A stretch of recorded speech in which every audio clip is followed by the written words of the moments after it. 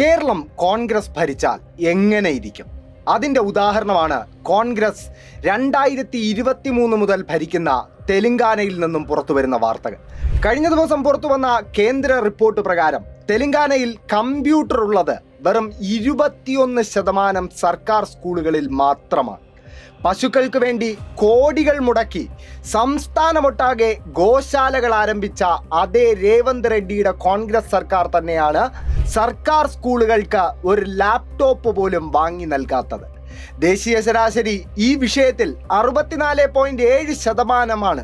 അതായത് ദേശീയ ശരാശരിയുടെ പകുതി പ്രകടനം പോലും നടത്താൻ തെലങ്കാന എന്ന കോൺഗ്രസ് ഭരണമുള്ള സംസ്ഥാനത്തിന് സാധിച്ചിട്ടില്ല.